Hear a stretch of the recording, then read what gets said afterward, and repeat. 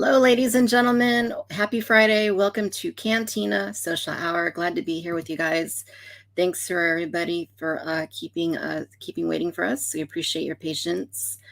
Thank you very much. Looks like we got a nice little group forming here with us this evening. So it's really, really great to see everybody.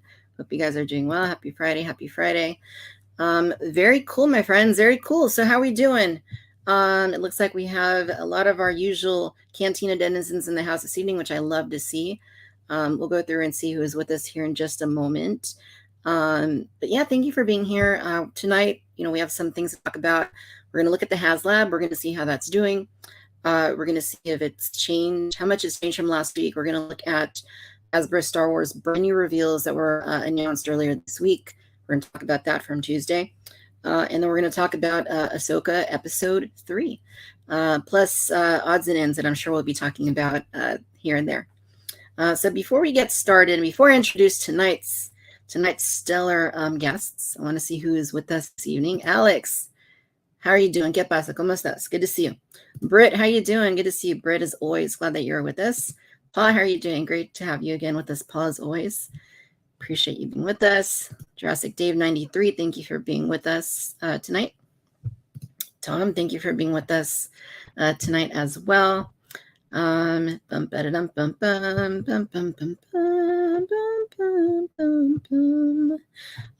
Love it. Pico B1, how are you doing? Appreciate you being here with us as always this evening. Jason, how's it going, my friend? Thank you for being here with us tonight, Jason. Let's see. Nice. It's gonna be fun. Mary, how you doing? Good to see you, Mary. Thank you for being with us tonight. 17.28. Been a while since I've seen you in here, but thank you for coming in and hanging out with us this Friday night. I don't want to grow a hut. How are you doing? Happy weekend to you as well. Awesome, love it, and thank you, Pico B1. I appreciate that. Yeah, maybe I'll put it on at some point tonight, but it looks cartoonishly big on me. It looks ridiculous. I may do it, I may not, but you'll see. If I do, it looks so whack on me. Very nice, you guys. Thank you for being here. Good little crowd forming. So tonight, it's been a while since I've had them on Cantina Social Hour. So we have the trusty old Grumpy Tom with us. Not old, but the good old trusty Grumpy Tom with us. And we got Jurassic Dave 93, who I'm really glad to be talking to this evening. So let's see if I can get them patched into our feed here.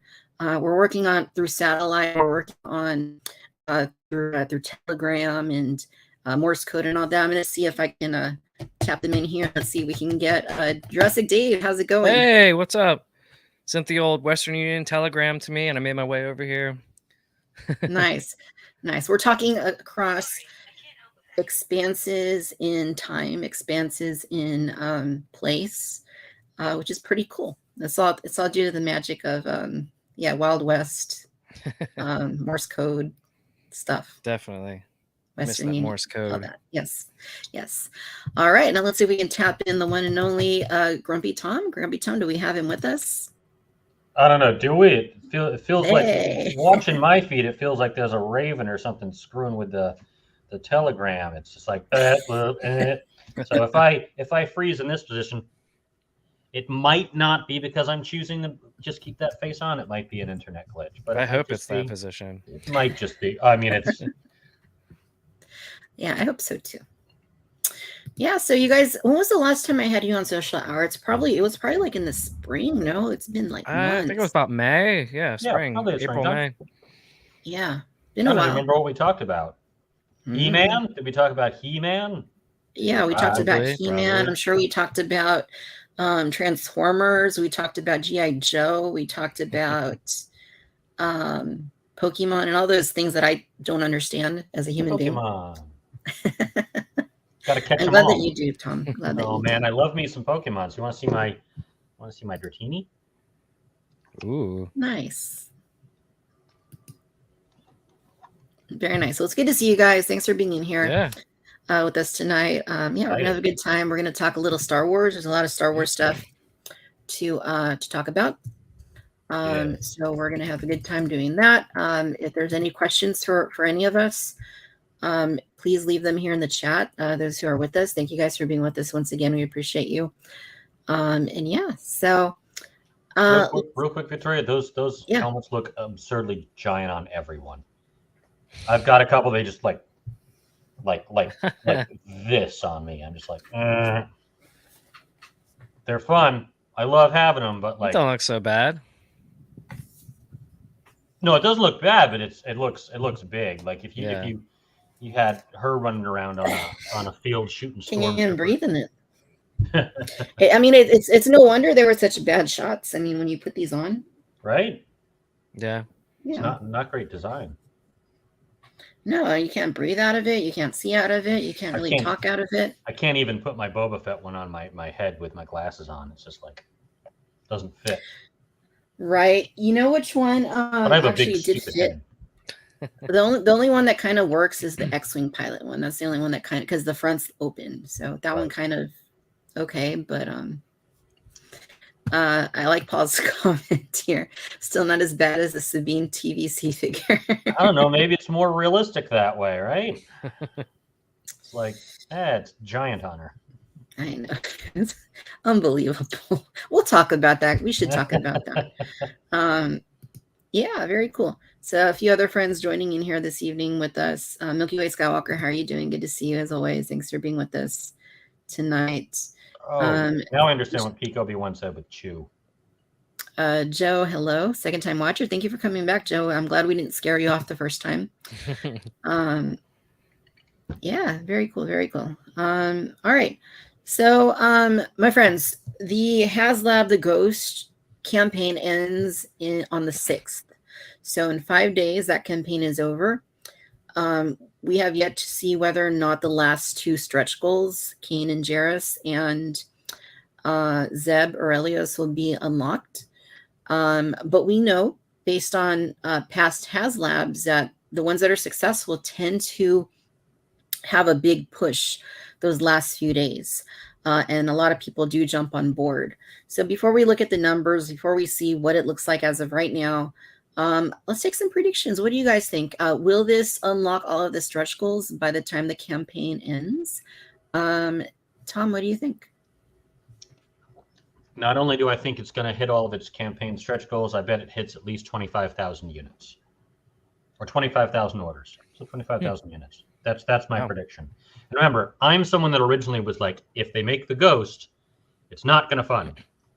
That was my original thought. Wrong. Abe, what do you think? I'll say a little different here. I don't think it's gonna hit Zeb. I think it'll get Kanan, just because it seemed like everyone that really wanted it backed it within the first the couple days, slowed down a little bit, and I'll be the contrarian here and just say, get everyone but Zeb. It'll fall. What do they need? 14,000 to get. Yeah, I'm gonna say 15-2. Last 3 days, guys. Last 3 days. It's a number. Last 3 days, it's going to get like 10,000 more. I bet. That's I hope you're right. Yeah. I would actually be very surprised if I wasn't right. But as we've seen several times before, sometimes I'm wrong. I still don't have my Rancor. Yeah, we still don't have the Rancor. I don't think we're gonna get the Rancor, unfortunately. But maybe somebody could 3D print a Rancor. I saw someone was doing that. It was going to cost $300 to get the 3D printed kit, which you would then have to paint, and it doesn't have much articulation. So yeah, but at least someone's doing it. Right. Yeah. Let's take a look. I mean, I'm trying to. What do you think? What do you think, Vic? I'm trying to decide. Like I was saying, looking at past history, there is always that boost at the end. Sometimes that means that pushes them over the edge so that the campaigns are successful, and sometimes not. For the ones that have been successful before all the tiers are unlocked, they generally do get all the tiers unlocked. Not always, generally. With this is hard to say because, I mean, what's great about it is that they I know I talked about this before. They announced it in the right environment, at the right time, and coincided it with current media. I think it would have been helpful had we seen the Ghost in live action by now, Has it in not action. shown up?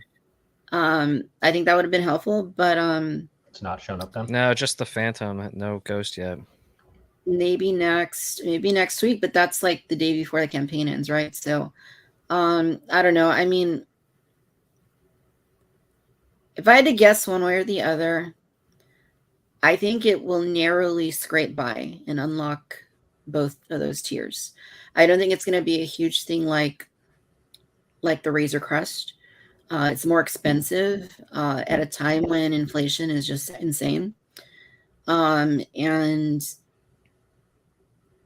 you know, the Razor Crest had the benefit of being in live action Star Wars in season 1. It was released in season 2 as a campaign. So it had that going for it. I know a lot of people like the Ghost, but I don't think at this point that Rebels is anywhere near the popularity that Mandalorian had at that point when that campaign started. So I'm going to guess that it will fund, or it has funded, that all the tiers will be unlocked, but it's going to barely scrape by, and it's not going to be like huge numbers like in the past. Yeah. All right. 25,000 guys. I'm telling you, 25,000. I hope so, Tom. That would be cool. I'm only getting one. What do we need to get the last guy, Zeb? 17, I think. Let's see where we're at. All right, so we are at 12,526 backers. As of this week, we have crossed the 12,000 number. A week ago, we were 1,000 below this. We had just unlocked Ezra, and we were below 12,000. So it has gone up about 1,000 in the last week, which is good. But when you consider that, you know, this is the middle of, you know, this brand new show, well, you know, kind of earlier on in this brand new show, I would have hoped that it would have been a little higher. It needs to get a total, if we want to get all the way to those other tiers, we want to get Kanan, we're going to need to get past 14,000. And then for Zeb, we're going to need to get past 17,000. So we're like, what, 2/3 there? I got to revise my, looking at it's 12.5 now. Yeah, 25,000's a shot in the dark, but I'm gonna revise to 20,000. I'm gonna revise to still easily gets the tiers. And goes above. 25. Okay. Yeah, it's two. It's not going to double that number. I'm gonna go with what Paul says here. I'm gonna go with 18,000. That's gonna be my guess. 18,000. I think he's probably right. And if I had to guess higher or lower, I would guess lower. Yeah, like one thing that I have been seeing is, you know, there's a lot of people really excited on social media, really trying to get people amped up to back the Ghost, which is awesome. I love the enthusiasm, and the passion for it is very admirable. But I think at this point, if unfortunately, if people haven't gotten on board, there's not really anything we can say at this point that's going to get them to cross the line. I think anybody that really wanted it from the beginning probably got it funded that first week and then went up. Now there will be more people ordering more, and I think some people, you know, that maybe don't really understand, are waiting to see if more tiers get unlocked, and they're waiting for that. You know, with the irony being that, you know, you have to back it earlier on so that those tiers get unlocked. It shouldn't be like a wait and see if they all get unlocked, because you can always cancel before the campaign ends. Nobody gets charged. So there's a little bit of I think like a flawed thinking in terms of that. But you know, I love seeing the excitement, and you know, honestly, it's cool that people are uniting around the Ghost. And the Ghost was never my first choice for a HasLab. I'm glad it's being made. I mean, I really enjoyed Rebels, and you know, I'm digging Ahsoka so far. So I hope all these tiers get unlocked, because I mean, it's going to be really hard to get to that point where you spend $500 plus shipping, tax, whatever, to get the Ghost. But unfortunately, we just didn't get Kanan, or we didn't get Zeb. So, you know, just got to say it. The hashtag get the Ghost. You know, continue to support it. Continue to, if you're on the fence, you know, back it. You know, you can always cancel that order before it processes if you need to. But never going to come back again. The Ghost is never going to come back. Hasbro clarified in their Q&As that these versions of these figures will not be coming back out, not on these cards, but also not these versions of these figures. So this is going to be the only way to get them. So get the Ghost if you're planning on getting it. And yeah, let's get excited. This is the last week. And we probably won't have another TVC HasLab for a couple years. So, this is the time. Fair enough. Yeah. I maintain that the first 3 days and the last 3 days are the biggest pushes. So like there's still the last 3 days, there's still a lot of people out there that want it and are planning on buying it. And they're just giving it the whole amount of time to see where their finances are at. And they know there's 3 days left, they're going to pull the trigger then. That's why I'm still confident in 20,000. Not 25 anymore. No, that's pie in the sky. But 20,000, I would think is a real safe bet. And I think you guys are going to get all the tiers unlocked. I'm confident of it. I'd be again, as I said before, I'd be very surprised. Yeah, I hope so. I definitely hope so. I do want to clarify one thing here. Milky Way Skywalker, I think knowing that we're getting the figures on Ahsoka hardbacks might be hurting the numbers. We're not. Ahsoka, Hasbro cleared it up in this week's Q&A sessions that they did with fan outlets. These versions of these characters are not going to be released in the main line. It's not just the card backs that are exclusive. It's these versions of the characters. So if you want them, this is the way to do it. Yeah, we'll probably get Zeb and Ezra and those other characters in TVC, but it'll be their Ahsoka looks. It won't be these versions of these characters. I'm gonna call them liars there and say never. But certainly probably not anytime soon. Yeah. It's unique because in previous Star Wars TVC HasLabs, those figures were just like retools of existing figures, right? Mm-hmm. The Razor Crest had Mandalorian and Grogu and the Jawa Elder, and those are just slight retools of the existing ones. The Sail Barge had Yak Face, which was a straight repack plus little drinking glass. This has figures that are brand new sculpts that they're saying are only going to be part of this set. So that is unique. I hope they come out because I would love to buy extras so that I can have my carded and loose samples of these.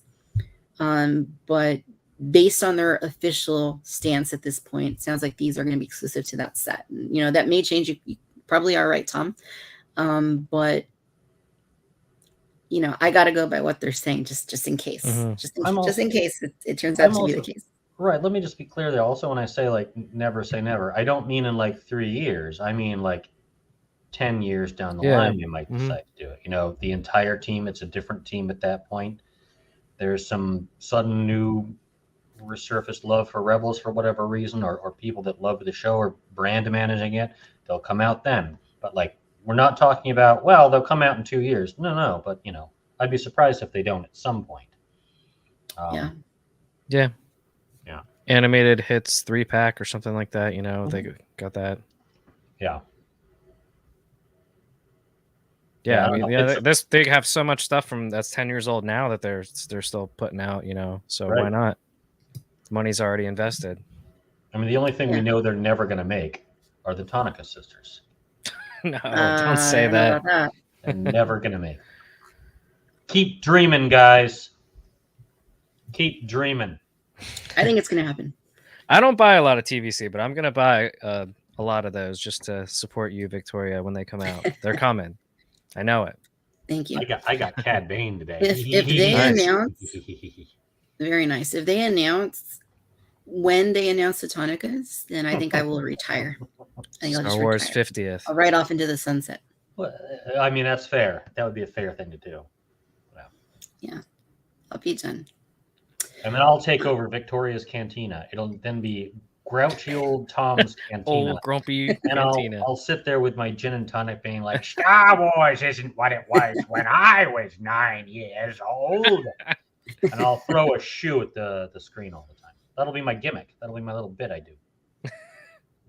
Nice. I'll watch. I'll be there. Be in the comments. Anyway. So. Go ahead, Ghost, Tom. it's a fantastic campaign. They knocked it out of the park. And I was initially convinced that I thought it was going to be $600 because I had heard somewhere that it was going to be the most expensive ever, but it's not. It's the same as the sail barge, and not much more than one of the Marvel ones. Galactus, I think, was $450, right? Yeah. I think it's absolutely incredible. It's beautiful. It's a stunning thing. I'm excited for everyone that's going to get it. You're going to have fun finding a just place to enormous. display it. I might have to move out of my house and live in the box it comes in. Yeah. Yeah. So let's see. This week, Hasbro did send out some new pictures of the figures, some better quality pictures of the figures. So I'm going to go over to our friends at Bantha Skull, to their site. Bantha Skull. Bantha Skull, yep, or Mudhorn Skull, yeah, could be a number of things. Jason. Right here. So yeah, these are the images, and these are on banthaskull.com, and Hasbro sent them out, brand new pictures.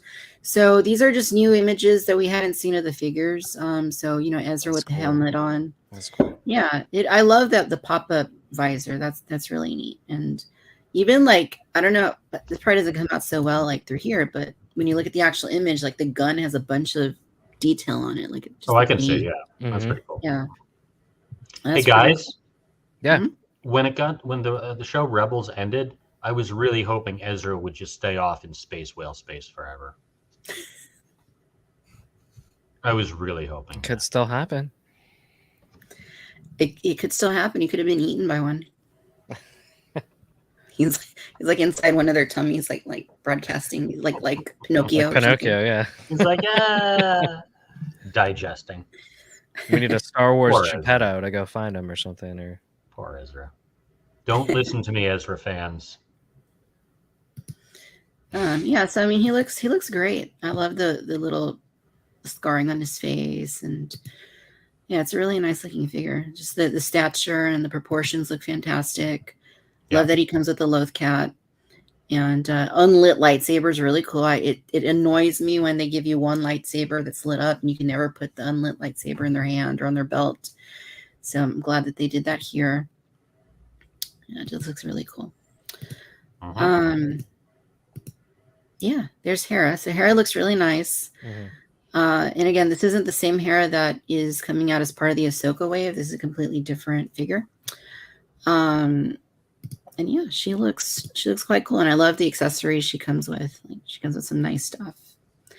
I never really understood why she put the pistol in her boot. Like, to me, that just seems like a pretty, like, not the best place to put it. Like, if I were going to grab one, I don't think I would want to have to reach down every time. I think I'd on the hip probably makes a little more sense. But that's just me. I don't really know for sure. The Black Series one gives me so much fear because she's tumbled off the shelf so many times. And that little pistol in the boot, I'm like, every time I check and see if it's still there. Yeah, yeah, and the Scout Troopers too. Yeah. So if she's a character that spends most of her time as a pilot, she might be more ready to shoot someone trying to come on board. That's true, yeah. Right? In which case, the boot's a much more convenient place to grab from. The hip would trip her up, but grabbing from the boot would be easy. That's true. So I need to go back and watch part 2 and see how she did it, because I don't really remember. Yeah, no, this obviously some photos, as it always says on toy packaging, require hand support. So you're probably not going to get her in this pose necessarily. But it's fun that they're being creative with the photos here. Yeah, she looks so fun. I love that she comes with that accessory there too. And she comes with that fruit. Yeah, with the fruit. There's Kanan. Kanan looks awesome too. I mean, all of these just like they really do look like Black Series figures, like scaled down, which sometimes is a good thing, sometimes isn't a good thing. But like just the proportions of them, like they don't look like 3 3/4 inch tiny, like small figures. They look like bigger figures. Yeah. Yeah, great weapons here. That's so cool. Yeah, the quality on these things is just, I mean, again, I just got the Cad Bane in it. Like, it's night and day from what it was 10, 15 years ago. Yeah. It is. Yeah, this is really neat. Come on, I hope he unlocks. I hope he unlocks soon. Oh, he will. Yeah. It's so cool they went with the season 3, 4 looks for everyone, because that's my favorite of the series. I think everyone's favorite. It's cool. Yeah. Oh yeah, definitely. That is pretty nice, and it makes sense too with the Ghost having the Phantom 2 in it, not the Phantom 1. Mhm. So it kind of fits a little bit better. I own the toy of the Phantom 1, and no offense to it, it sucks. It's like a I have box it with too. a box with a fin on it. It's like, Yeah, that was that era when they really like went off the deep end with some of those vehicles. yeah. Funnily enough, though, a lot of those vehicles are really expensive these days on eBay. I mean, yeah, if you want to buy these things, the only way you can do it is secondary market now. So Yeah. Yeah, but I think a lot of people didn't buy them because of how craptastic they were. And as a result, like now the people want them and they're pricey. it's like the last 17 from the original line. Nobody wanted those figures. Right, exactly. Same kind of thing. Mm-hmm. Yeah, so here's Zeb. Zeb's got a nice big grin on his face. Looks fantastic. Yeah, he does.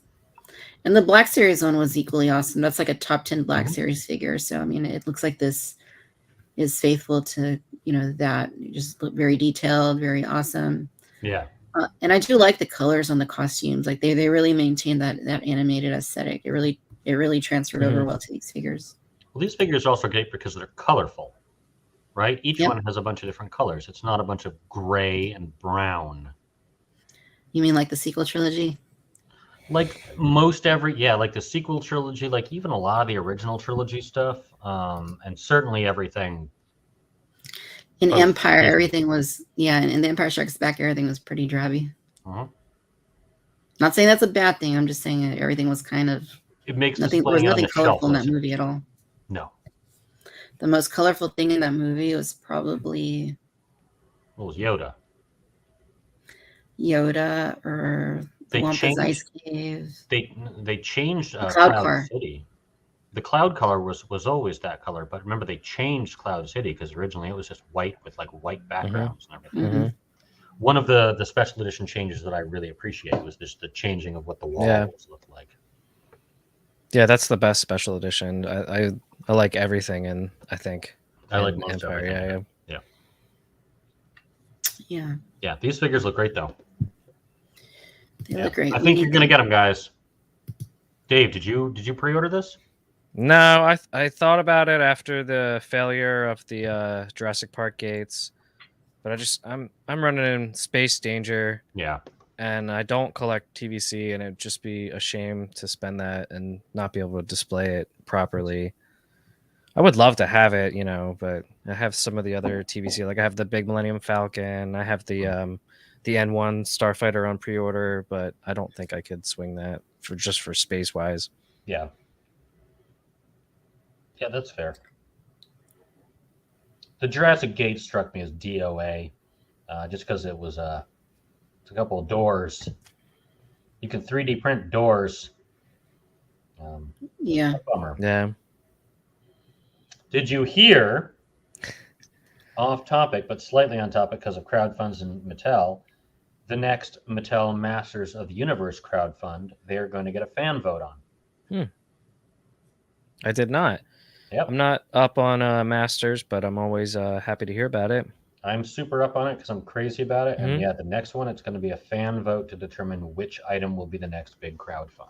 So that's interesting that they chose to do that. Different. Yeah. I think that's smart. I think you got to do something. There's a lot of crowdfunds now between whether it's Super 7, Mattel, Hasbro. Who else has got things now? Just something to stand out. That's definitely probably wise. Yeah.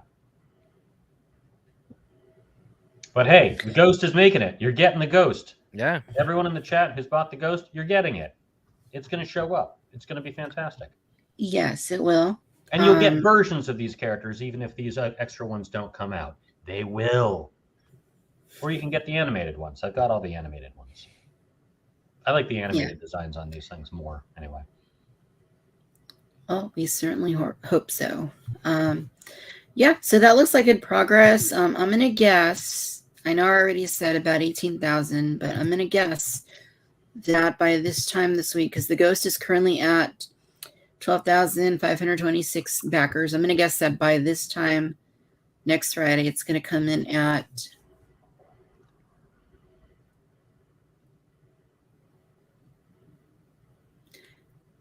18,024. Okay. 18,024. That's my guess. 16,999. And I'm sure I'm going to forget that number next week, like I did last week. But that's my guess for now. But yeah, that's the HasLab. Again, get the Ghost if that's what you're after. It's going to be a centerpiece for the collection, just like the Sailor Bar, just like the Razor Crest.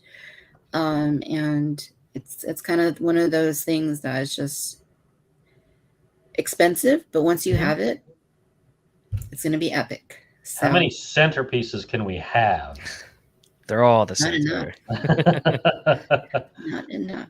I've got 3 in my line of sight right now. And there's a 4th on the other side of that wall there, which is the BMF. Yeah, I mean, yeah, I hear what you're saying. I mean, I would even say like my TVC AT-AT, the big AT-AT is that could be a centerpiece. Cool. Yeah. The big Millennium Falcon could be a centerpiece. Yep. The Kenner Jurassic Park Command Compound could be a centerpiece. Like, there's so many things that could be considered a centerpiece.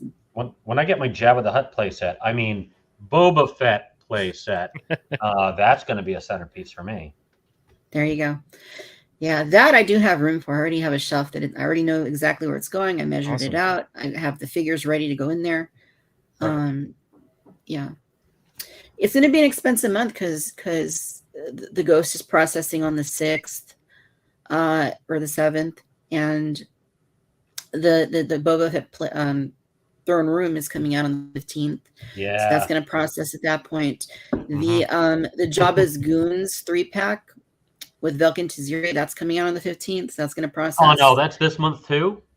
Yeah, that's this month too. I started making a budget for myself. The latest wave of TVC, which Amazon is already shipping with Boba Fett as Tusken, Cad Bane, Moff Jerjerrod, and Nien Nunb. That wave is processing in some places.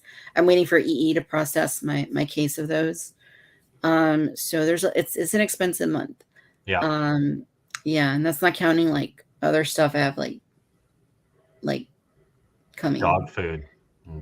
Well, but I think the Hot Toys Boba Fett from the Book of Boba Fett is processing this month for me. And yeah, so it's an expensive month, but what can you do? That's how it works out. Sometimes you can have these long spanses where it's just like nothing, but then you have these months that come up where just everything processes. So, oh well. When are those Book of Boba Fett retro figures coming out?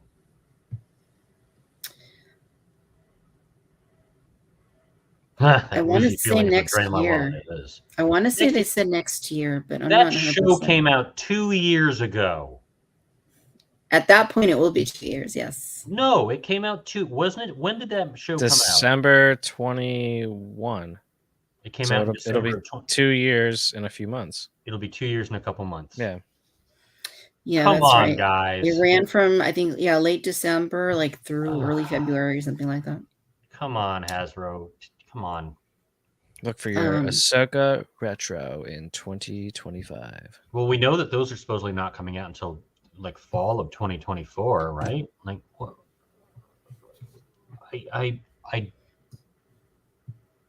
Hasbro Star Wars are the only people that suffer through this massive delay.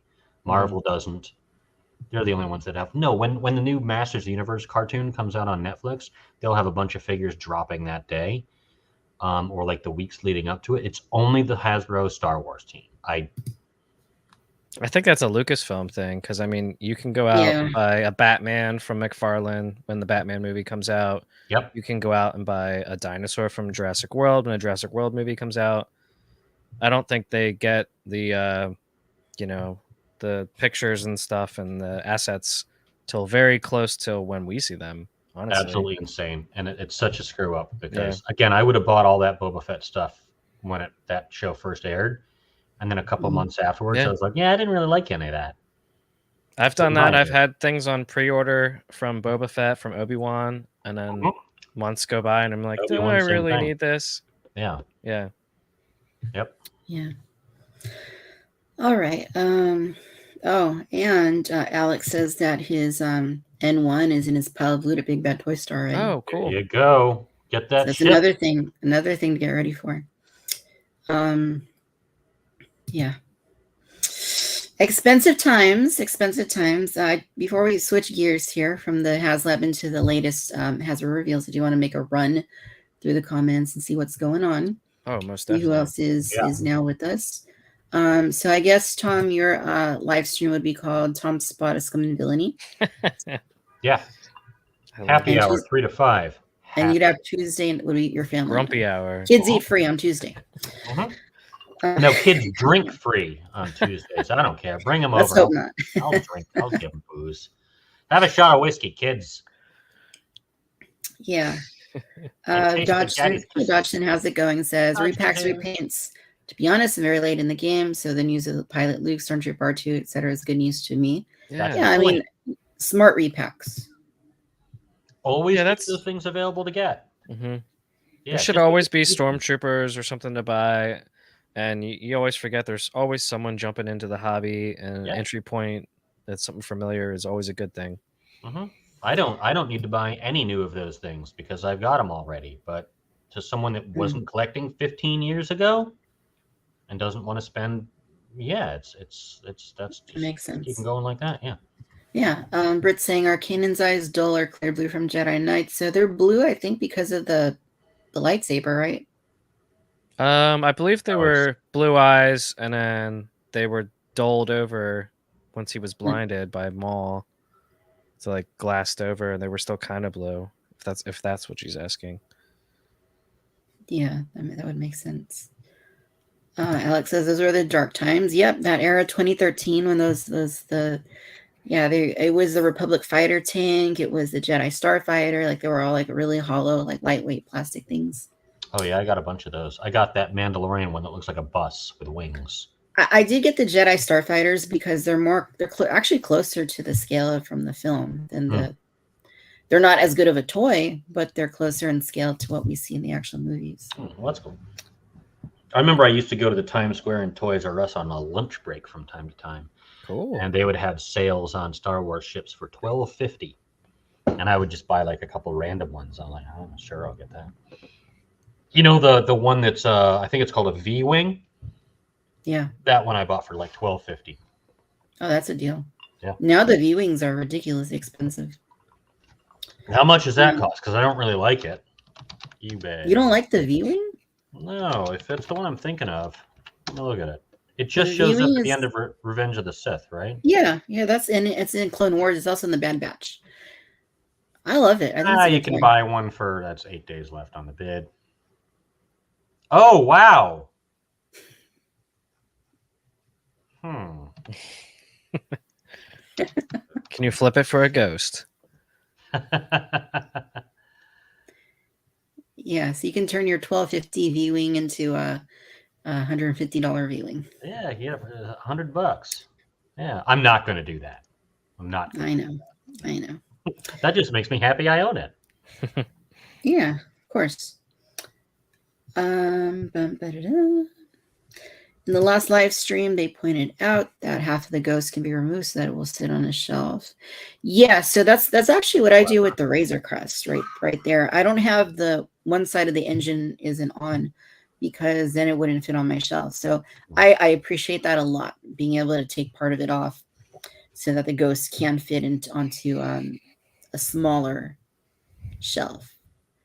Like for me, that, and I do it with one of my gunships too, Republic gunships, because it just, cool. Otherwise those things are just so awkward, the shape and all. So so that is really cool. Let's see what else here. Rocket City Sith, how are you doing this evening? Also 17.2 Nate, thank you for joining. It's been a while since I've seen you as well. Milky Way Skywalker is ready for the N1. I am ready for the N1 as well. I'm excited for that. Milky Way Skywalker, Cad Bane in TVC is amazing. One of my favorite figures now. Oh, yeah. Tom, you want to show that to us again so we can take a closer look at your as best I can do in the camera here. Yeah, there you go. It doesn't really want to come into focus, does it? He's got his guns and his the holsters there. Yeah, I don't have a particularly clear camera, but we can see him. He looks good. I think he's fantastic. I didn't think much of the show, and I think his use in the show was dumb, but I loved what he looked like. I thought he looked so cool. So I mean, I really like. He's going to go up in Jabba's sail barge. Can't get the dash there. He's going to go. Yeah. He looks good. He looks good. Paul's reminding us TVC is the way. Pico V1, talk about being grumpy expensive month for sure. Yep. It is. Yep. It definitely is. Let's see what else we got going on here. We can always cancel our pre-orders, guys. Yeah, you could do that. And he's gone. $25 speeder bikes on Amazon. Oh, is that so? Which one? The Return of the Jedi one? That's actually really good. If it's only $25. I did buy a few of those because the figure, I know that the Biker Scout is so outdated at this point, but that helmet, that newly proportioned helmet, does wonders for that figure. It really does. Actually, I have it right here. What was that, like 45 or so? It was like $50. Oh. Yeah, it was $50. It was bananas. It's 25. That's what the Black Series one was from The Mandalorian just a few short years ago. Yeah, right here. Look at that pose. I'm proud of that pose. That looks great. That's a great pose. I'm not always great with posing, but I'm good with that. This one came out pretty good. My characters like to stand like this. No, we can't see you. Oh, that's fair. Stand like what? Sometimes they'll hold a lightsaber out like to the side. See, all you need is a 5 POA figure. Yeah, exactly. That's what I grew up with, guys. I'm like, oh man, it looks perfect. It looks just like my original Luke. He's got a lightsaber that sticks out of his arm. It's perfect. Are we going to talk about the new reveals? Because I want to talk about retro, guys. We do. Just want to say hello to JJ. How's it going? Thank you for joining us, JJ. All right, we're going to go ahead and talk about the new reveals. So I'm going to go ahead and pull up Instagram, pull up the Yak Faces Instagram account. And we're going to take a look and see what those new reveals were. So, so it was Tano Tuesday this week, and they revealed quite a few things from Ahsoka Tano show. And the retro collection. Tom, I know you dig the retro collection, so I want to hear your thoughts on these. I love the retro collection stuff. This is the first wave that I'm sort of on the fence about, since I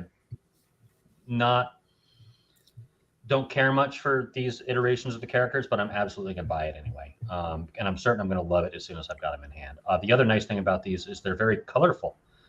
Sabine, Hera, Chopper, and the bad guy lady. I don't remember what her name is. They're all like Morgan. They're all very colorful figures. So I think this is a slam dunk. I'm excited. I think they'll probably basically go on clearance on Amazon, like all the other modern ones have done. So you'll be able to get them cheap. But I think they're absolutely fantastic. I adore the retro line. And yes, I am going to buy a second, another carded Ahsoka with the. Is that basically the same as the Mandalorian one? Yeah, except she's got soft goods this time. Okay. Yeah, I have her and on card. I've never opened her. It's in a box somewhere. I got a second one to open just because, again, that entire line was they're like $4 or $5 on Amazon, so I got openers for them. Nice. And I love them. Honestly, I'm like, these are the ones that feel like, you just toss these in the toy box kind of thing, right? Like, yeah, I'm crazy about them. So I'm excited for these. And Hasbro, guys, gentle, friendly slap. Gentle, friendly 2023. They shouldn't come out at the end of 2024. Wouldn't a gentle, friendly slap be like a pat? Yeah, because it's It's more like me just doing this in the air, guys. Put your stuff out when the show comes out so that people are excited then. Yeah, and they did a pretty good job of that with Obi-Wan Kenobi, because that Yep. TVC wave came out like right as the show was ending. Same with the retros. So yeah, I think it's a Lucasfilm thing, like Dave was saying. I'm pretty sure that's what it is, because Marvel pretty much gets their stuff out when the films come out, when the shows come out. Right. So I just think Lucasfilm's been a little too guarded with this stuff, and which is stupid. It's too bad, and this actually came up in one of the Q&As this week. Somebody, I forget who it was that asked, but they asked, what is it with timing? Why can't things come closer? And they said that they try, and that would be the ideal, but they can't obviously say Lucasfilm's giving this stuff too late, but I don't know if Disney could step in or not, because it's not like we're getting any leaks from Marvel ruining any MCU things, so why couldn't they do this with Star Wars? It's just kind of silly. Didn't we know all these characters were going to be in this show over a year ago? Mm-hmm. I thought we knew this. It's I don't know. It's frustrating, and it's a weird air of secrecy thing that only Lucasfilm does for its projects, which is left over from the J.J. Abrams content. God. Did you guys? I'm not sure if you watched the live stream or not, but on it's funny because they were talking about this Sabine figure, and they said that they purposefully made her head a little smaller so that she didn't have a huge helmet. Yeah. Right? They said that right as they're coming out with the TVC version. Well, it matches up with Bouche Leia and Stormtrooper Luke from the vintage line. The heads on those figures were a little bit, they were a little bit smaller as well. And as JJ says, looks like a man. It doesn't look like a man. It looks like Leia Bouche from Return of the Jedi line. Or remember Monkey Face Leia during the Power of the Force 2 days? Oh God, let's not talk about that. Okay. My wife brought one home a couple months ago. She was in her parents' attic and found Lando, Power of the Force 2, Han and Carbonite, and the Leia Monkey Face. It's so funny. I got them on my shelf now, and on her shelf in our living room. That Han Carbonite was actually pretty good for its time, though. Yeah. Oh, yeah. I always love how he snapped into the back. Mm-hmm. Yeah. My feelings on these, love them. I love these. I'm excited also for the wave that's coming out with Mon Mothma. What a nice surprise that was. And I'm really excited about the fact that they pipelined 6 Phantom Menace ones. Yeah. So very excited for the retro stuff. I'm all in on the retro. Next. For sure. Yeah, so I'm definitely gonna get these. I know, I'm not as big a fan of retro collection as you are, Tom, but I still dig them. They're fun, and they're their own thing. So I still buy them. Let's see. After that, for the vintage collection, it was these 3 right here. So basically, Harrison Dula, Morgan Elsbeth, and the HK-87 droid. So, cool. I expected these to be made. There weren't anything shocking to me.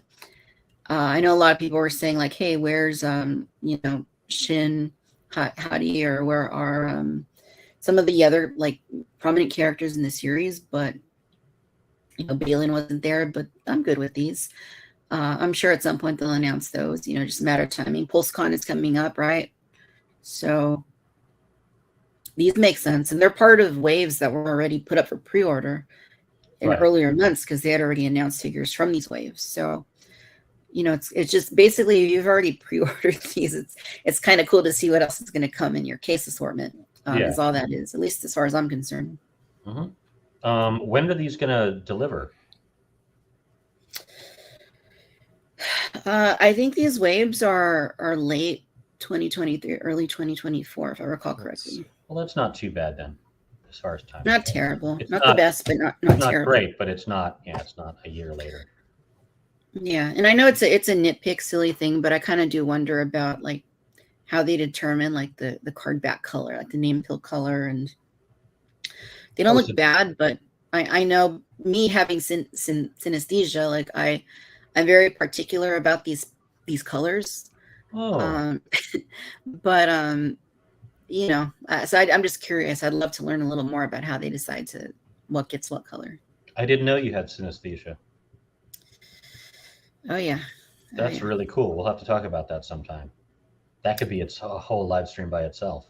I've got a friend that's got it, and she used to describe what I don't remember what the connections were. It was like music and color or something like that that were always like, it was something very interesting. Yeah, that's basically how it is for me too. Numbers should have every number has its own color. Every letter has its own color. Oh wow! Cool. Music is colors that like kind of like, I don't know, I can't really explain it, but yeah, music is in color, and every song has a different like primary color that's associated with it, but then secondary colors just depending on the sound of the instruments that accompany it. But that's fantastic. It's annoying at times. Trust me, it's very annoying. And I think that's partly why I usually wear black, because I can kind of focus a little bit more. But yeah. Oh, that's good stuff, I guess. Yeah, that's really interesting. Yeah. Yeah. These figures look great. These figures look great. They look great. They look great.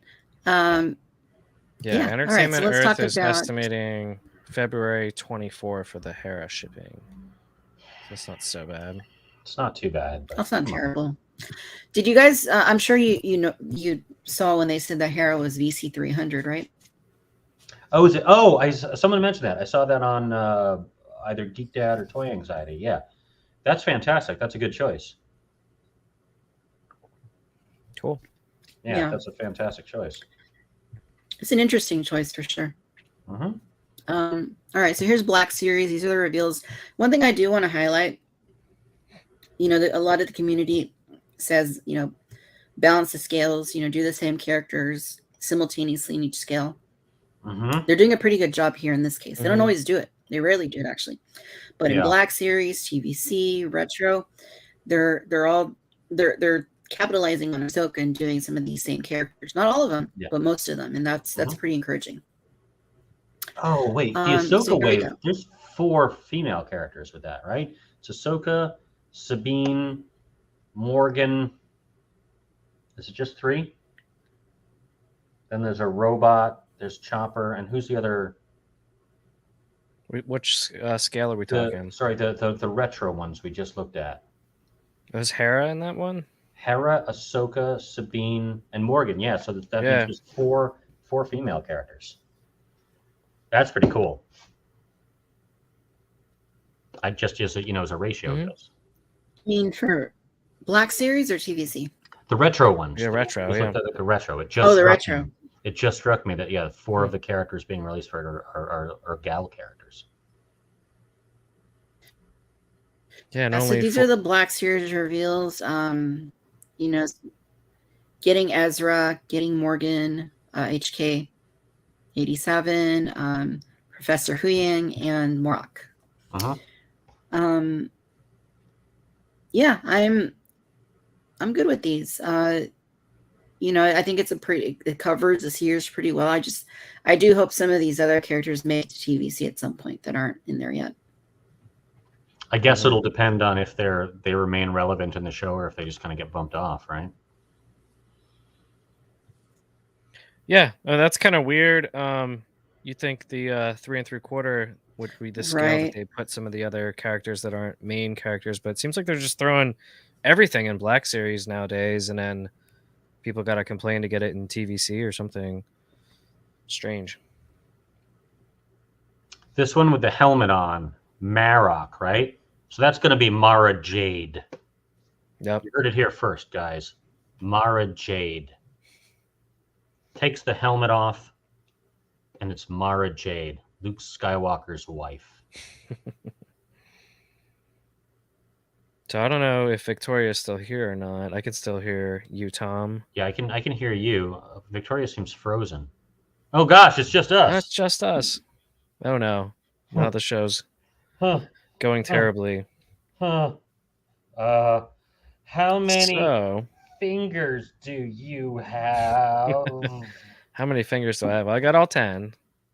Right now, anyway. Too special. Hey. Hey, I think we got Hello again. disconnected or something. Gotta love technology. Being live, you never know what's going to happen. It's true. You never know. You never know. You never know. And that's what makes it exciting. I always tell people. Yeah, so we're talking about TVC, and towards right before that happened, you guys started cutting out. So I don't know if that's on my end or what exactly, but I think we were good. I think we were good. It's just you. I think it's just me being on the West Coast. Let us know in the chat. I told you the Wild West, right? Western Union. That's what it is. There you go. All right. So yeah. So no, I'm happy with these. I'm gonna buy them. I've been a little more picky with Black Series lately, but I mean with these characters, you know, absolutely gonna get them.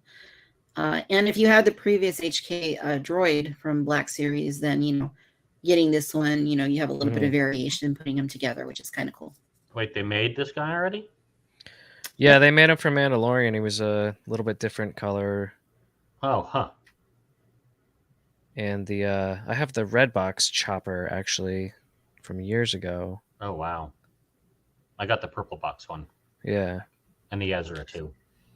Yeah, that's the one perplexing thing about this. Why is Chopper on a Rebels box and all the others are on a maybe they had some box? stock. Just want to dump it. I don't know. I mean, it's basically this. I know there are some things about the design that are slightly different. But to me, it's kind of one of those things, like it's just so minor that you can really make a concession here and just kind of put it on the. It's just, to me, it's weird. I don't collect Black Series boxed, so it doesn't affect me really. But to me, it's just a little perplexing. It's like one of those things I notice and I start fixating on it, like why. But yeah, at least people are getting another shot at him if they don't have them already. Yeah. Like I don't have they're finally coming out with another R2, right? This one's revised and fixed and smaller. I have no idea what the problem was the original one. I guess he was too big. That's too small. He was too small. He was too small. But I never got him, so now I'm going to get this one. So you know, Chopper, you got a chance to get him again. He hasn't been available for a while. Yeah, no, maybe this opens the door to more Rebels characters. Maybe like a season 3, season 4. Ezra and blinded Kanan or something like that. No, never. Never. Why not? Never happened. If it's popular enough, I mean, Ahsoka is storming the world now. Right now, everyone loves Ahsoka that sees it. Chopper goes for a hefty price on eBay, so yeah good call to.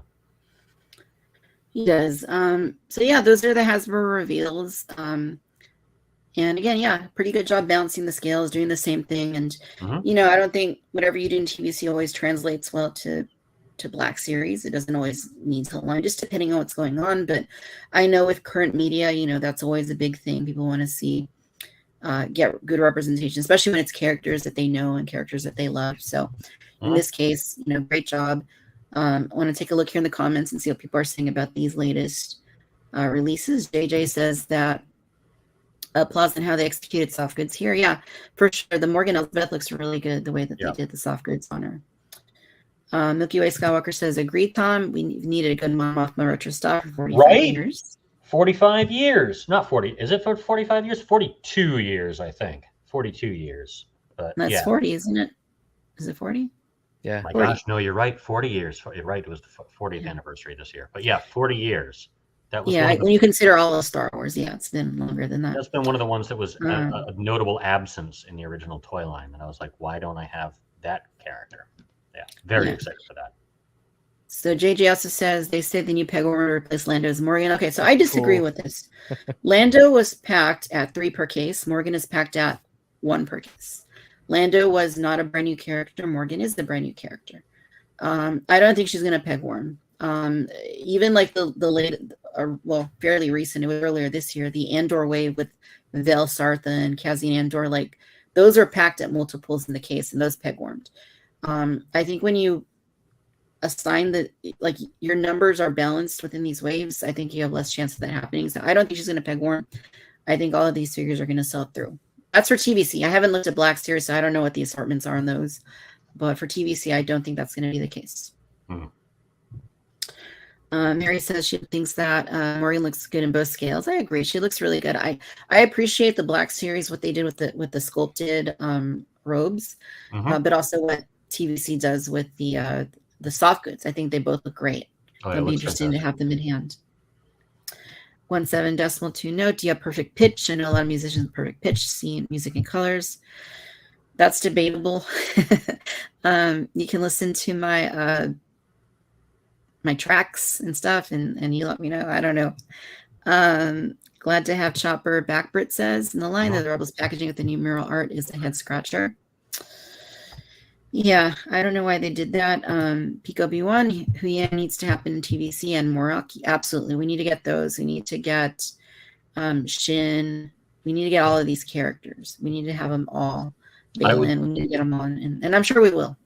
I'd certainly buy a TVC Hu Yang so he could go in with my Clone Wars figures. There you go. Yeah, that'd be a reason to buy multiples. Although I would say his limbs are thin, so you wouldn't need to give him any articulation in his limbs. Like 88?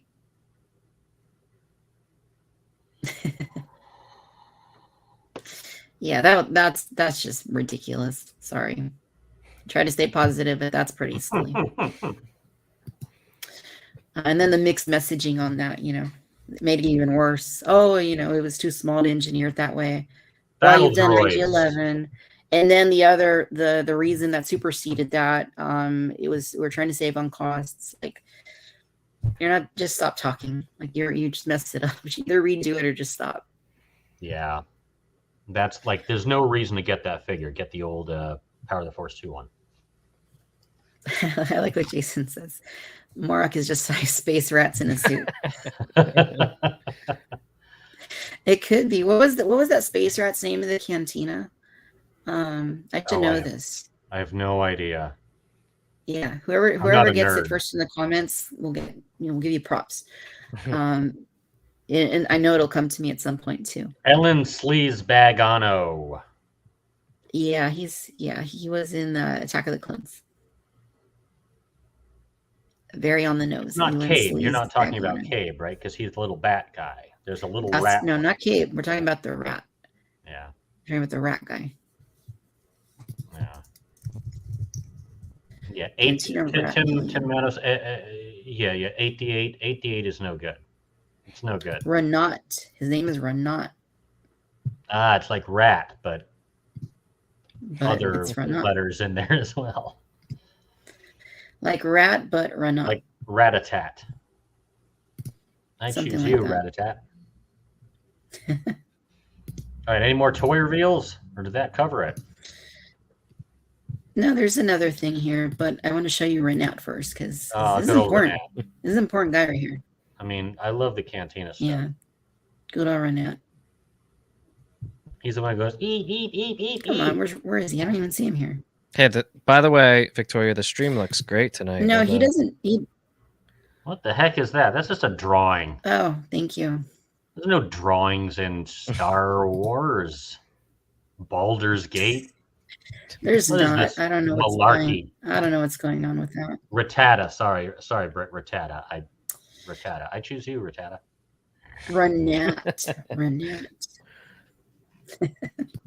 Here we go. Let's try again. Hey, I'm gonna dip out for like a minute. I'll be right back. Okay. Okay.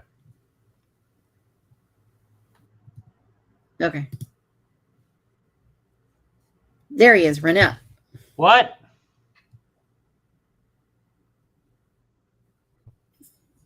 That's a Jawa. Isn't that just a Jawa? Looks like a Jawa. He's got a Jawa hat. That's how they really look, huh? Yeah, right. That's how they really look when you pull back the hood. Cute little guy. No, that's Renat. So Renat is he's very cute, and you actually see him. He gets his own close up at the very end when Han shoots Greedo. Mm-hmm. When Han shoots Greedo, and then some of the aliens, they show him reacting. They show this guy reacting. They show him go like, he says something like what to or something like that. Oh, that's that little guy. Okay, I'm certain I'll recognize him when I watch the movie next. Yeah. Yeah, he's That's the fun cute. thing about I the want to Cantina. figure. Oh yeah, I I want to know. figure of everything I in want the to Cantina. figure. I everything in want the to Cantina. figure. I Yep. want to figure. Yeah, He's a good little character. he's As a good Jason boy. Garcia says, it's Splinter. My master, Yeah. Hamato Yoshi.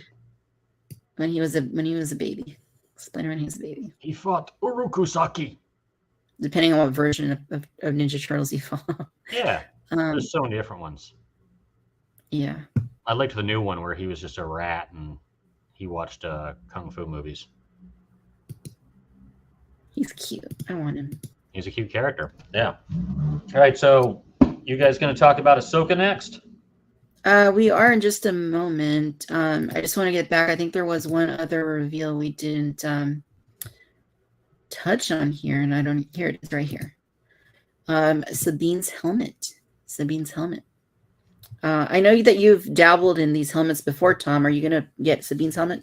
No, but because I'm really dabbly about them, so I don't have any attachment to this specific helmet.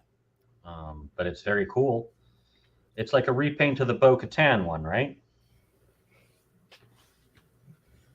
I think it's not a repaint. It's a different sculpt. Oh, is it really? Oh, okay. It's a different sculpt. Yeah. Yeah, I've only got a handful of helmets, which is probably more than your average person walking on the sidewalk. But I've got the Kylo Ren one, the Mandalorian one, which I was hoping to flip and sell for a fortune, but that's not happening. The Boba Fett one, Clone Trooper, and Cobra Commander. Okay, so I've got 5 helmets. That's a whole hand worth of helmets. Nice. Got a lot of helmets. Nice. No, this is really cool. But yeah, not for me.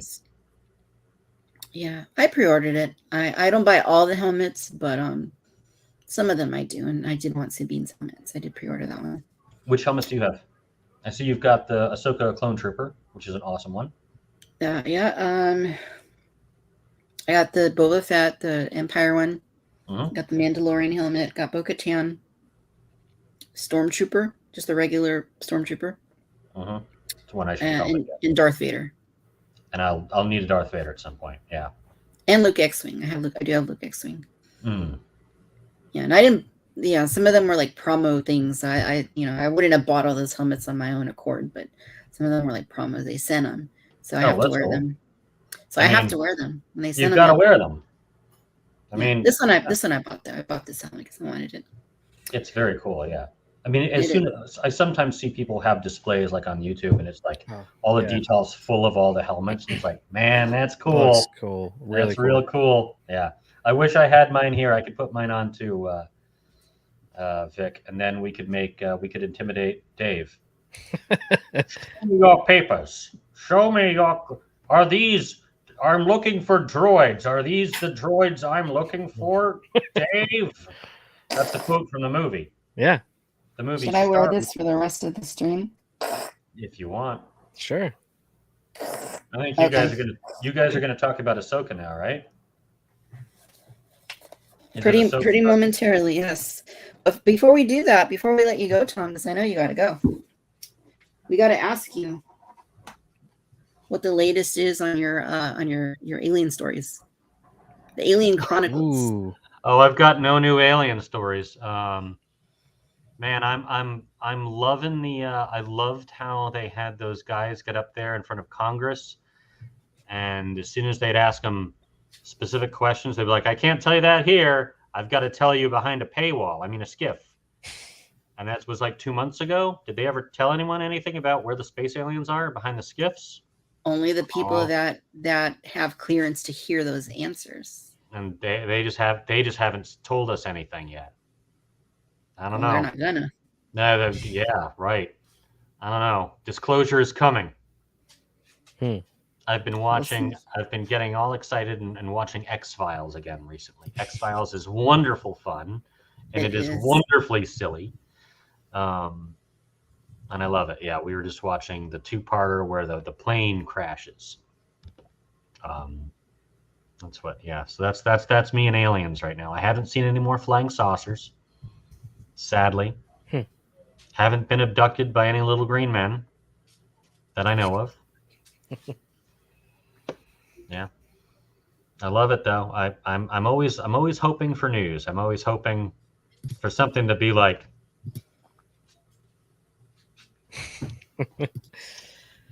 That'd be a day. Yes. That would be the day for sure. The spacemen have been here all along. See, maybe that'll be the answer. They built the pyramids, so there you Well, go. maybe they've just been here and they've been doing stuff, and we just don't notice them, and they don't care about us. Well, remember what I told you, that it's possible that ghosts are just invisible aliens that are cloaked. That's definitely what it is. That's what the ghosts are. And the ghost is the HasLab, which you should all pre-order if you haven't done so yet. Full circle. Full circle. Scene transition. Wait. I love how you tied that up there at the end. That's what they look like. That's what they look like. And you know what they use those mouths for? Talking. What were you thinking? Guys. For slurping milkshakes from McDonald's. Yeah. What about the aliens that landed in someone's backyard in Las Vegas? Yep. Those were definitely aliens that landed in the backyard in Las Vegas. You know, it's funny because there's a lot of TikToks on that where people are trying to prove that they were real. Like they're lightening the images, and you know, it's TikTok. Some people are convinced. Yep, you can convince people of all sorts of things. Sometimes you can't. It's the spacemen. They're running around Las Vegas being like, "Where's my gambling chips? I need my gambling chips." That's what they were trying to find the blue rhino. Where's the casino so I can spend my gambling chips from space? Ridiculous. I know, of all places, of course they saw the lights. That's what it was, Tom. They saw the lights from space. They're like, "Hey, we gotta go check." It was another ship. They're like, "Oh, it's a pyramid. That's like the ones that we built."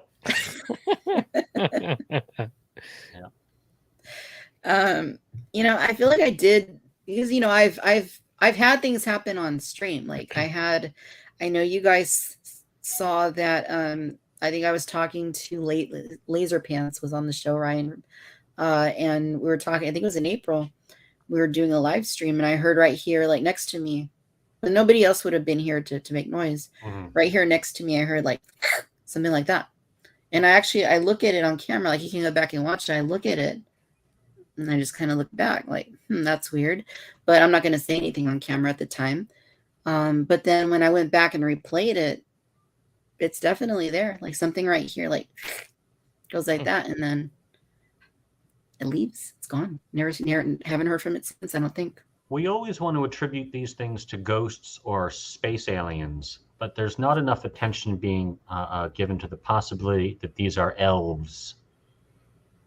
Could be the Keebler elves. Could be the Rice Krispies Snap, Crackle, and Pop. Could be elves that used to torment the old folk in Ireland in the Blarney Stone days.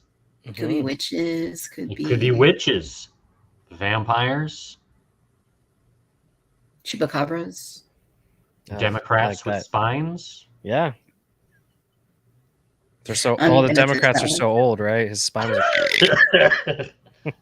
any of these. Well, that's what happens to your spine as you get old. It goes. Yeah. You fall over. Ghouls. Yeah. But yeah, no, I'm going back to a haunted hotel. My sister's actually coming to visit me in a couple months, and I rented out, you know, in a hotel that I have had things happen. I rented out, and I have stayed in this room before, their most haunted room. So always fun for me. I love that stuff. So if I ever visit LA again, which I will stay in that hotel. Yeah, you know what, you need to, and then I can't wait to have you on Social Hour afterward talking about it. I'll be like, I slept like a baby. There were only 3 ghosts that got me up in the middle of the night. The ghost of my bladder, the ghost of my you get the gag. You get where I'm going with the gag. I thought you were gonna be like ordering the ghosts to do things for you, like make me tea, like gin and tonic, please. Give me a gin and tonic, ghost. You kind of see that actually. The ghost tells me, "You've been here drinking gin and tonics forever. You're the caretaker, old grouchy Tom." Moonlight, there's something and me. Ba, ba, da, da, da, da. Shining reference. Anyhow. All right. Well, Tom, thanks for coming on here Thank you and for having me, hanging out with guys. us. It's been fun, and yes, we definitely are going to be talking Ahsoka. So we will see you on the other side. Until Later. next time, you fine folk. Goodbye, Oh, pal. here's all my thoughts about Ahsoka. Did you do that or he did that? Yeah, no, that was totally Tom. totally Tom. All right. Well, cool. So, Ahsoka episode 3 happened on Tuesday. It was the shortest episode thus far. But it didn't feel short, did it? I didn't think so. Not really. There's a lot packed in there. Yeah, no, there was. But I want to talk about this episode because there's a lot of people that seem to have liked it, and then there's a number that, like with anything Star Wars, did not. So this was an interesting episode. I felt personally this was like the most Clone Warsy Rebels of the episode so far. What was your feeling on that, Dave? Yeah, the whole series in general feels like Rebels. I wanted to say earlier, but I didn't want to set Tom off with like the colors and stuff. It feels Star Wars, but the whole show has like a bright vibrance to it, that is just different than like Andor, which is like very dark and muted. And but yeah, this episode, yeah, it felt like a live action Clone Wars or Rebels. There were things that were silly that maybe wouldn't work so well, but like I'm used to it and I liked it. I'm thinking the spacesuit change when she walks out the airlock and Ahsoka's already in her spacesuit. Things like that might be a little silly, but didn't bother me. I don't know. What do you have anything to add here? I'm not sure where I'm going with this. Yeah, no, that's one of the moments I was referring to. Like, I know some people saw that hadn't seen Clone Wars, hadn't seen Rebels, and they thought it was a pretty ridiculous thing. And I mean, maybe like a lot of things in Star Wars, don't really jive with our version of how things work, right? But that was totally something out of Clone Wars. Like, she actually did that in Clone Wars. Stepped out of the ship a couple times, for, I think one was the episode of the battle droids and one was with Plo Koon, I believe. So yeah, we haven't seen that in live action, but we've seen it in Star Wars.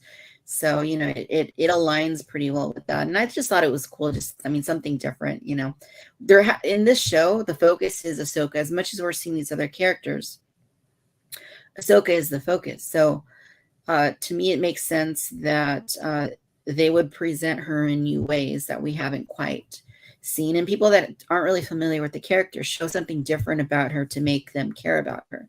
So I thought it was pretty cool. In some ways, in this whole series, I would say I'm not sure it focuses enough on Ahsoka. Like, I feel like in ways it's kind of like this like trio of Hera, Sabine, and Ahsoka, and that's fine. Maybe the title is a little misleading. I'm fine with where the story is going, and I'm fine following Hera and Sabine. But yeah, it's maybe not so much an Ahsoka show for me as it maybe was like led on to be. Maybe we'll see. There's a lot left to come. If we can get more into Ahsoka's backstory, I would love to get more into the Padawan master relationship, if they bring any of like Hayden back and get into Anakin. That could certainly change things. But yeah, I'm having a lot of fun with it, and I hear the criticisms, and I don't agree with any of them. I see where they're coming from. I understand, but yeah, I'm really enjoying it so far. Yeah, I mean, I guess one thing I like about this series so far is they're not treating it the way that we saw like Mandalorian, where you did kind of have that episode of the week. Mm-hmm. You know, what's he gonna do? What mission is he gonna go on, so that somebody helps him along his journey to return Grogu to the Jedi. Like, I like that this story is it's progressing in an organic way. Like, it had an introduction where you got to meet the characters. It had a second part where the story starts going into motion. Now, in this third part, we're getting to see what the effects of those first two episodes were. Now that this team is coming back together, now that the threat is really trying to do what they actually are trying to accomplish their goal, right? They're trying to get Thrawn back. They're actually doing that fairly early on in the season. I like that it's a linear story. It's a very continuous story that makes sense. It seems so far, and I don't know if this will be the case with the next few episodes, but it seems like so far, like if you were to watch it as a whole thing, it would make like a complete film. So that's one thing that I really, really, really admire about it. And I hope, with the next episode that continues. Yeah, I'm really intrigued to see where they go. We've never dealt with another galaxy within Star Wars. It's a galaxy, like it says at the beginning of all the films. So that's very intriguing, and I'm struck by the weirdness of things that I thought were weird in Rebels, which I wasn't a fan of when they were first introduced. The Purgle whales, the world within worlds, things that just seemed like odd, like didn't feel like they belonged in Star Wars. But with the passage of time, I've become a fan of it, and then seeing it portrayed here in live action, and there's a lot of depth to the lore and a lot there if you spent the time to watch Rebels. Just really amazing to me, and it's very fresh and feels really fun watching this series. Yeah, no, it is fun, and I don't think, of course, some people were complaining that they hadn't seen Rebels or whatever. Yeah, don't sleep on the animation, people. There's a lot there. Yeah, don't. I mean, it's not. It's like basically any Marvel film. You like these days you can't really go into a Marvel film without having understood like what preceded it. It's the same thing with Star Wars. Like, they're trying to build out this universe, this timeline around the Mandoverse or the Filoniverse or whatever people are calling it now, but it's a continuation of canon Star Wars, of Rebels, right? So I think if you haven't seen Rebels, I don't know that that's an absolute necessary thing. I think they've done a decent job so far of introducing the characters without going overboard for those who have already seen Rebels. But it would definitely, I think, enhance your enjoyment of Ahsoka if you did watch Rebels. Oh yeah. Which I think, you had alluded to the MCU. I'm not really a big comic book person, and when everyone knows the stories that the books that the movie might be loosely based on or something like that, that brings an extra enhancement to your enjoyment of the film. But I don't know anything when I'm sitting there watching an MCU film, and I still enjoy it. So I know if anyone's left in the comments or something, if you haven't seen Rebels, maybe you could shed some light on how you feel watching this. But I think they're doing an okay job of filling it in, because they're retelling some of the things, like the final scene of Rebels is reshot, restoryboarded, and put up again a little bit differently. There's a lot of exposition explaining things that if you watched Rebels it would be redundant, but I think they're doing okay. Right. Yeah, for sure. Interesting comment here from Jason. I don't know about her Stoic trainer side yet. We have seen her grow up and influenced by lots of Jedi who train unconventionally, yet she goes with that. I mean, like I think with a lot of this, we try and put it into, like, I think when we relate to characters, or like there's a character we really love, really relate to, it's because we see ourselves in them. We see our emotions or pain or joy or whatever it may be through those characters. And with this, I have to think of the things Ahsoka's gone through, right? Like, she's she had this family that raised her up until she was, a teenager, and then they broke her heart by turning their back on her, essentially. I mean, how just imagining like that would suck. That would leave scars. And then after that, she leaves, gets called back in, still has the animosity of all that pain and trauma, and still helps them. But then while doing that, that family is all killed off as far as she knows. They're gone. Right? And then having to hide for 20 years, when the empire is in power. And then having to, once the war ends and the republic returns, having to decide, what your role is in that, and that you're a relic of a time that is gone. You're part of an organization that's been extinct for years, that was hated and killed off, and the emperor turned everybody against the Jedi. I mean, how would I be like Victoria in that situation? Like, I haven't had exactly those same things happen to me, but I've had a version of them.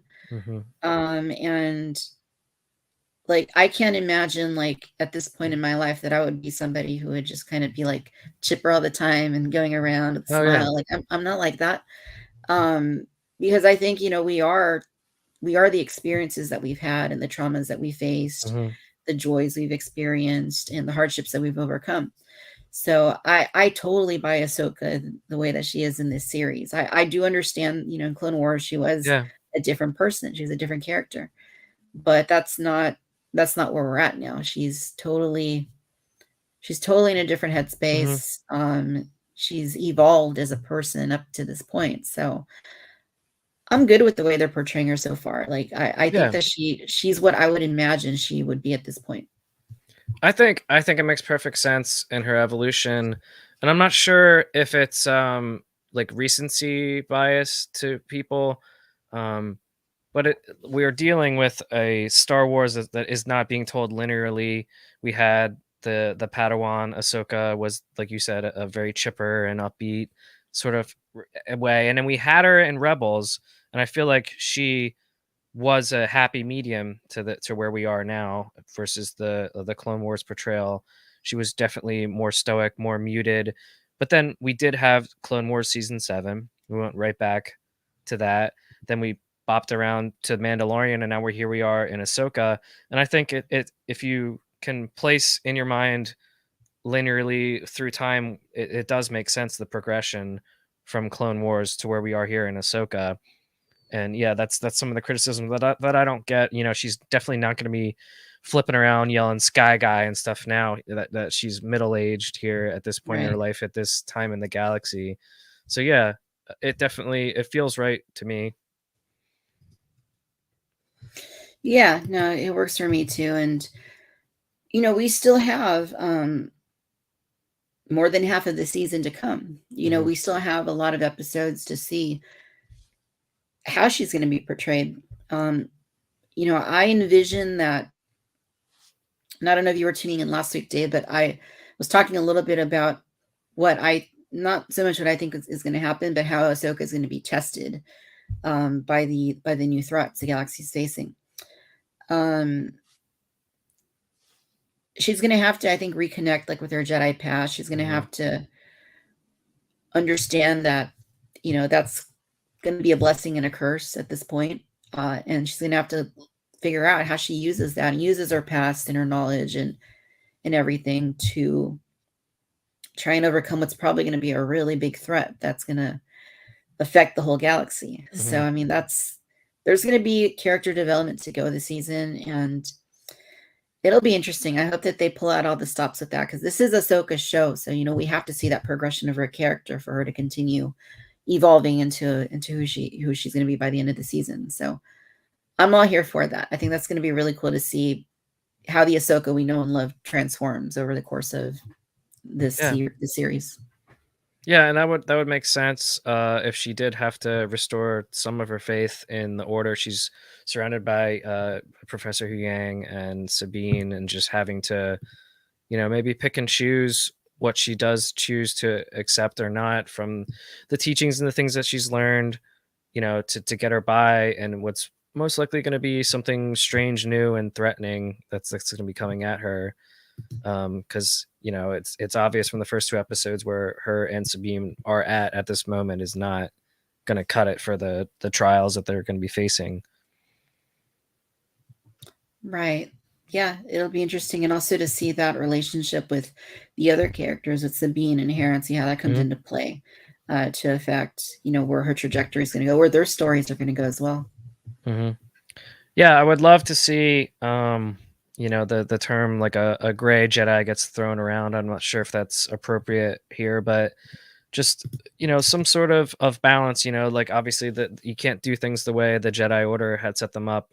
They failed. We saw that with the problems that causes in Clone Wars with the way Ahsoka left.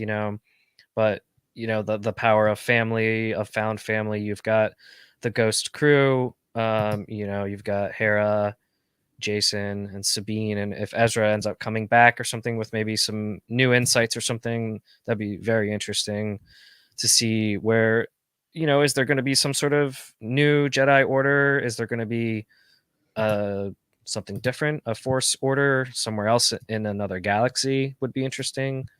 I'd be up for all those things. Yeah, for sure. I want to talk a little bit about seeing Ahsoka as a Jedi Master, because that's not anything we've ever really seen. We saw her giving advice to Ezra at times. And we saw her with Luke, obviously, in Book of Boba Fett, but we haven't seen her like in a Jedi Master capacity.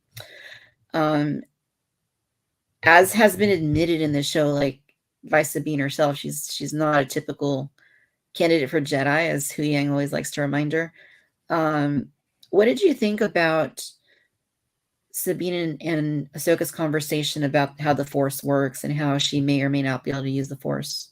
I thought it was pretty in line with what was set up in Rebels, with conversations that that Kanan and Sabine had. It's also in line with the sequel trilogy, where we left with Luke and Rey and Yoda and the Last Jedi and stuff. So like I'm fine with it.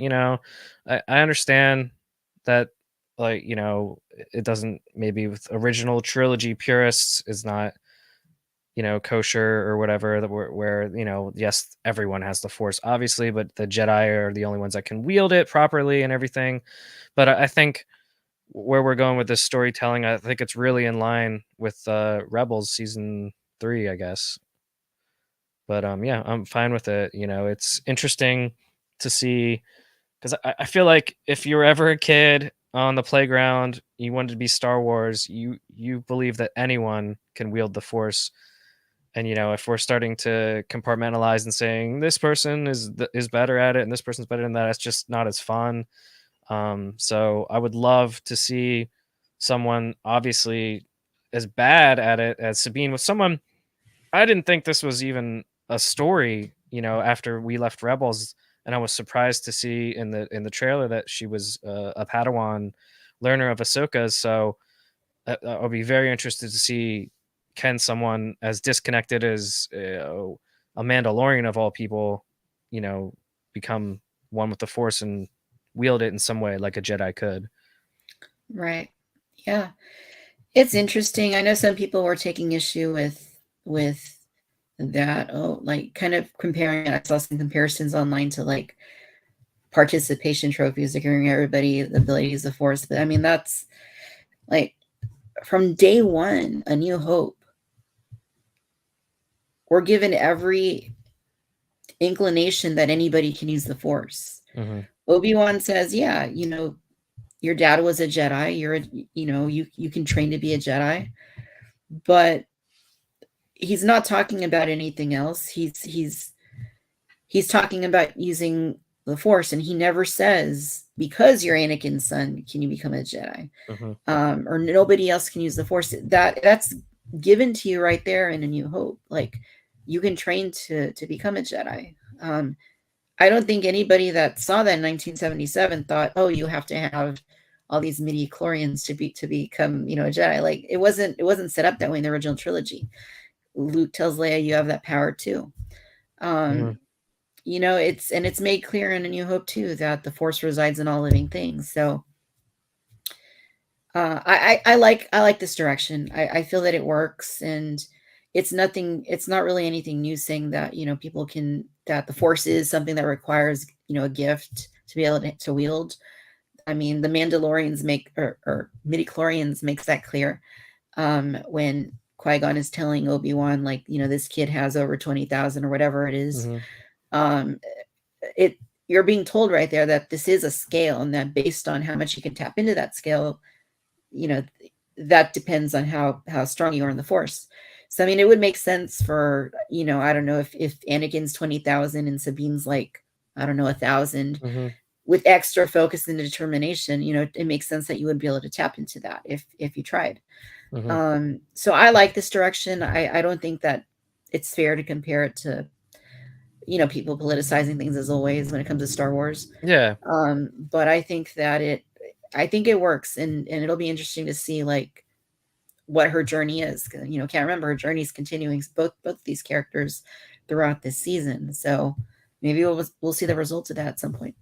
Yeah, I mean, it's pretty obvious that Sabine obviously probably will never be able to wield the Force like a Luke Skywalker or anyone like that.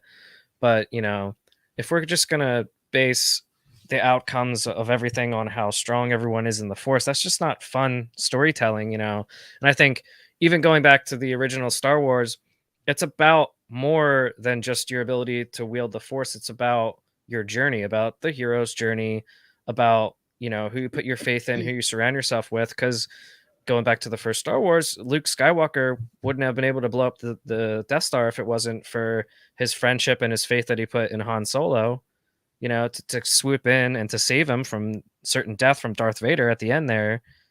So it's about, there's a lot that Sabine can do, a lot of training, a lot of experience that she has just fighting and stuff like that. So if she could add the Force to her arsenal and just become an even that much better of a hero, I feel like that's an interesting journey for a character that we're going to follow. Yeah. No, it is. It is. You can liken it to like any kind of skill, right? Like some people are great at playing basketball, others need to work harder to become good at it. Some people are good at playing piano, others have to really train to be able to get to that level. Like, talent can be a factor, but hard work, dedication, determination, that all determines the payoff, right? So, and like Mary says here, it is in line with what Lucas said. Like anybody can use the Force. It's just how much do you dedicate to that? Where do you fall on that scale of how talented you may be with the Force? But how much work do you put into it, and how much does that make up for what you lack? Like it's stuff it's good that we don't have the answers to, but it's fun to contemplate and just kind of remember that was Lucas's intention.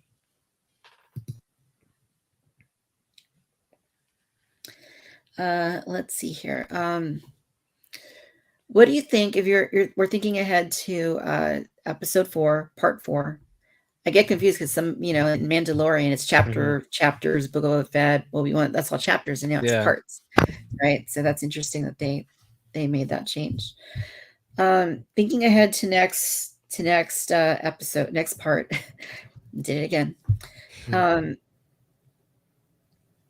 What do you think's going to happen? I mean, Ahsoka and Sabine are stuck on this planet, and for now they're hiding, but we saw what's happening at the end of the episode. Baylan sending out his people out to find them.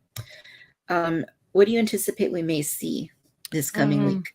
Well, maybe it's cheating. I anticipate that we're going to see that showdown between Baylan and Ahsoka in the next episode. And I anticipate that maybe they will leave that planet somehow with the hyperspace ring thing.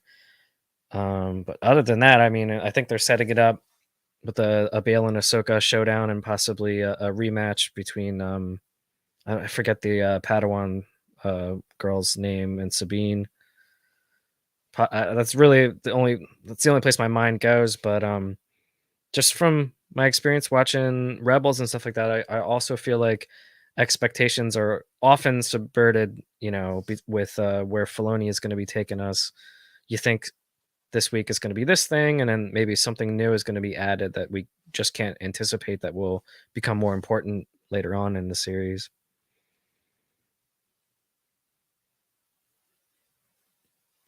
You're muted there, Victoria. There you go. Yeah.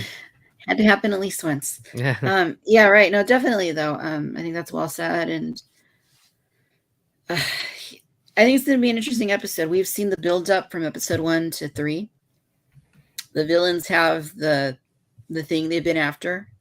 They're about to use the thing they've been after, and they're pretty much prepared with the hyperspace ring, right? So I think it's gonna be this episode that's coming up is gonna be a really important one, I think, because it's gonna be the deciding factor on a lot of these questions. Who comes out on top this time, right? Based on the trailers that we've seen, it seems like there's a rematch between Sabine and Shin Hati, and there's going to be that duel possibly with Baylan and Ahsoka. So,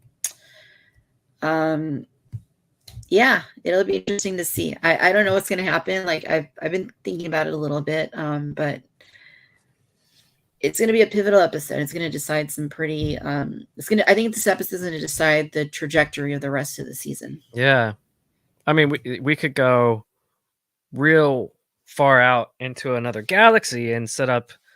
The possibilities we could set up something that's outside of the sequel trilogy that happened in another galaxy, or something could happen where that could just all come crumbling down and the story could just fall back into this galaxy and they could just set it and be like, oh, this happened over here, away from what's going on in the sequel trilogy. So hopefully it's more interesting than that. So I think it will be.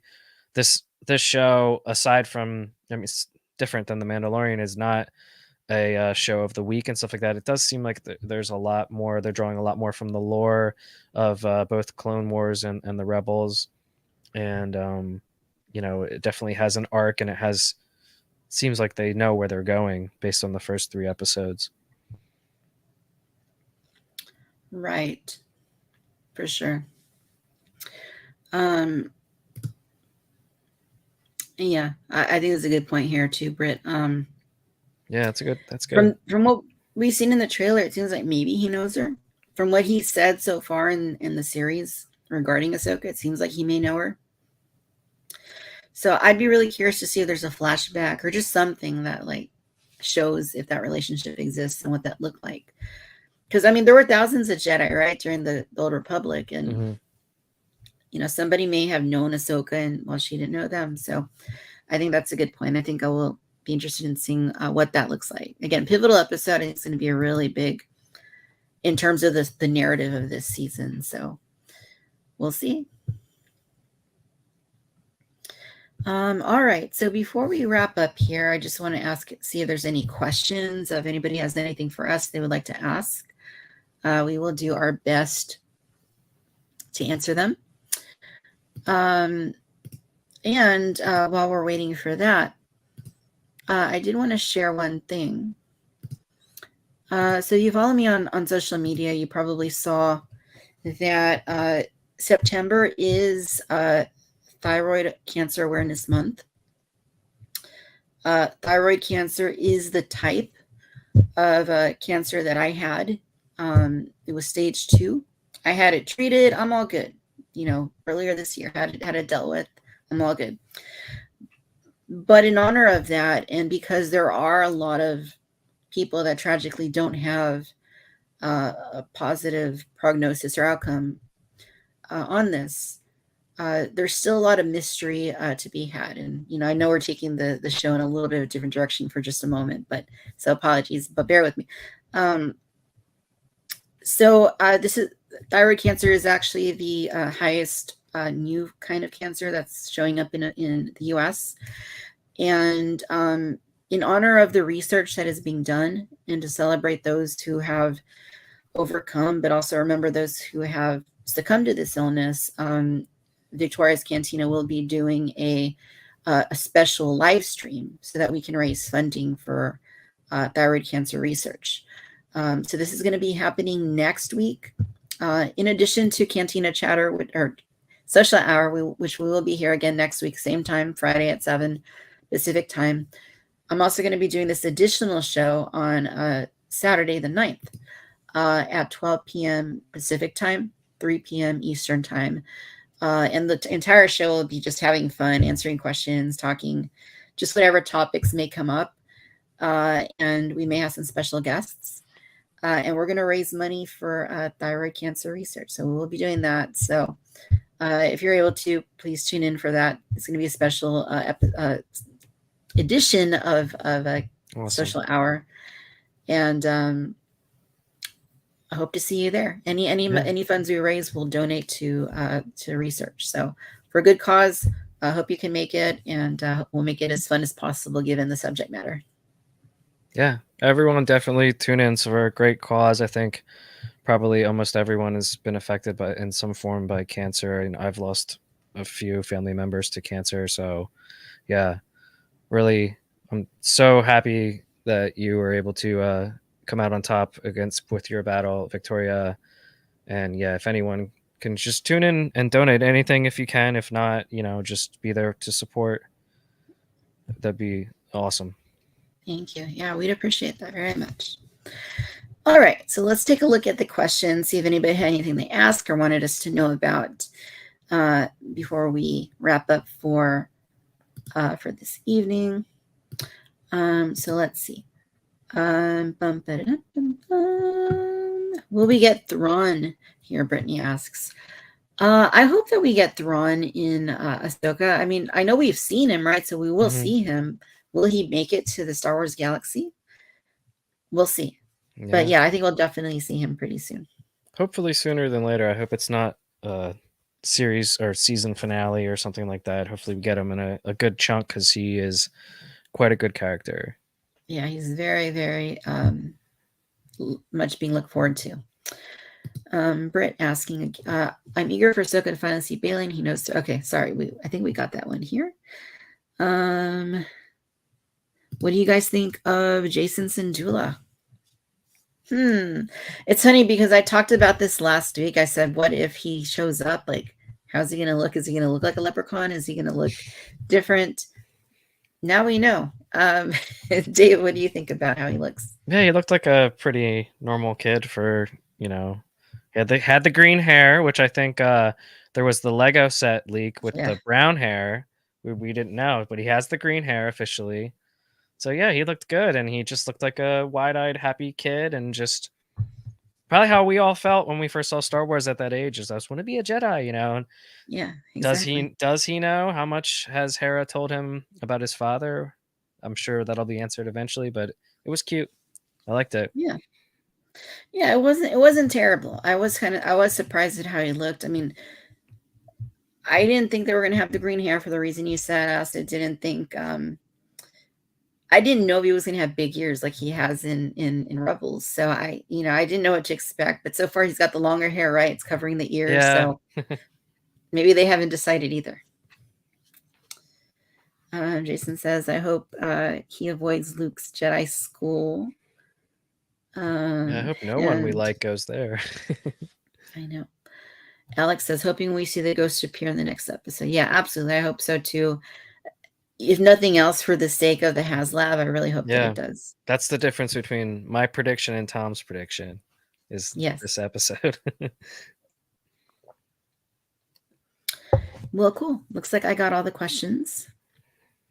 Well, guys, as always, we really appreciate you tuning in for Cantina Social Hour. It's fun every single week.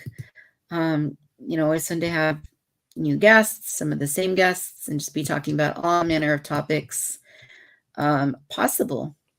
So thank you for being here with us, and for your comments, your questions, and the things that you shared with us. Thank you very much. And as always, we really appreciate you tuning in. And do want to give you, Dave, a moment. We know that you are doing your thing on social media, and anything new going on with your account, and is there anywhere people should go to follow you? You're going to follow me on Instagram, Jurassic Dave 93, on Threads, Jurassic Dave 93. Yeah, I got the Mementiosaurus. I got to put a picture up there today on Instagram. Nice. So yeah, you got message me. I'll be happy to talk about anything pop culture related that you guys are into. Love it. All right. Very cool. Very cool. Well, thank you guys. Thank you, Dave, again for coming on. Thanks to Tom for coming on and talking with us today. So next week, we'll be back, same time, 7 p.m. Pacific time, next Friday for Cantina Social Hour. So no matter where you're tuning in from around the galaxy, thanks for tuning in. Thanks for hanging out with us. Hope you have a good night. Be well, be safe. May the Force be with you.